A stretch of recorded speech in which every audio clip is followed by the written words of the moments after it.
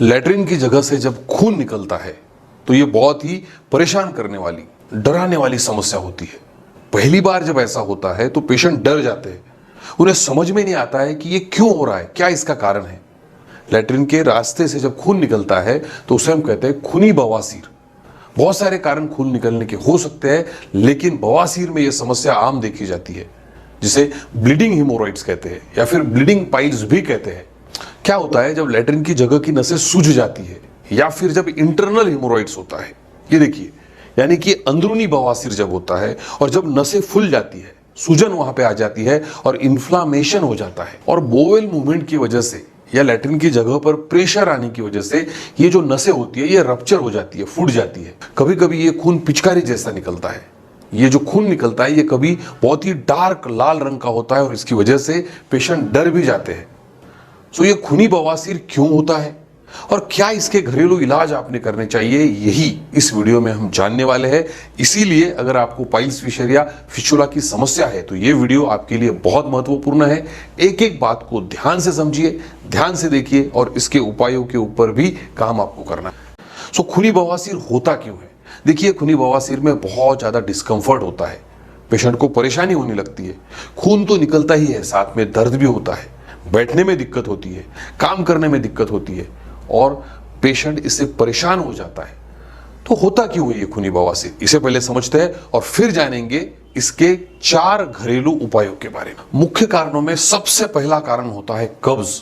जी हाँ, लंबे समय तक अगर आपको कंस्टिपेशन है, कब्ज है, तो क्या होगा, आपके लैट्रिन की जगह पर प्रेशर बन जाएगा और प्रेशर बनने की वजह से या लैट्रिन हार्ड होने की वजह से, सख्त होने की वजह से अंदर की नसें और बाहर की नसें जो फुली हुई होती है, लैट्रिन जब आपका हार्ड आता है, जब प्रेशर उसके ऊपर बनता है तो ये नसें फट सकती है और जिसकी वजह से ब्लड निकलता है, खून निकलता है, और इसीलिए कब्ज का इलाज कराना बहुत जरूरी है।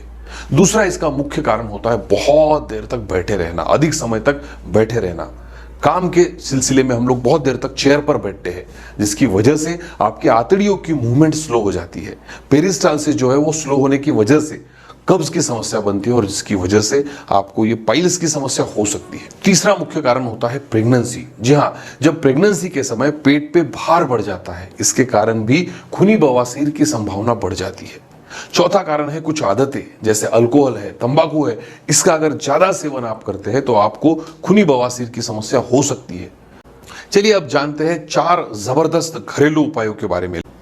होम्योपैथी में बहुत ही अच्छी दवाइयां है, बहुत जबरदस्त मेडिसिन है, जिससे बिना ऑपरेशन भी पाइल्स की समस्या, खूनी बवासीर की समस्या, फिशर की समस्या पूरी तरह से ठीक हो सकती है। तो चलिए जानते हैं 4 घरेलू उपाय। आपने करना क्या चाहिए? सबसे पहला उपाय है एलोवेरा जेल। जी हाँ, आपने क्या करना चाहिए, अगर आपके पास एलोवेरा अवेलेबल है या फिर आपके पास एलोवेरा जेल है तो आपने लैट्रिन की जगह पर इसे अप्लाई करना शुरू कर देना है।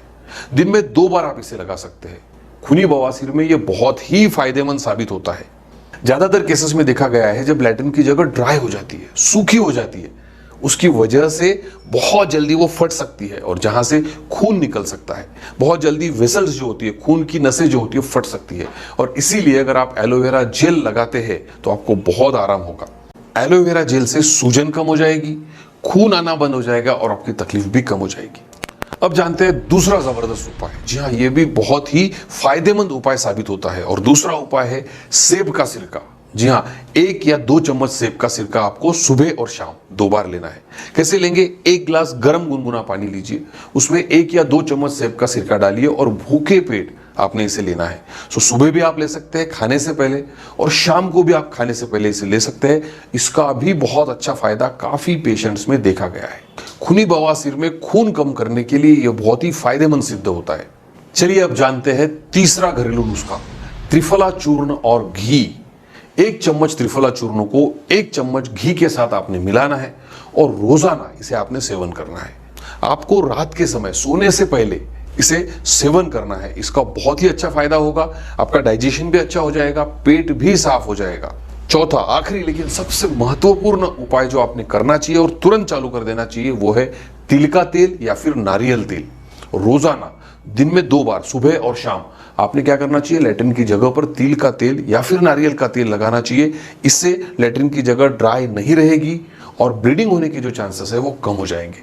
साथ ही आपको ध्यान रखना है, फल, हरी पत्तेदार सब्जियां, फाइबर वाला डाइट आपने ज्यादा से ज्यादा लेना चाहिए।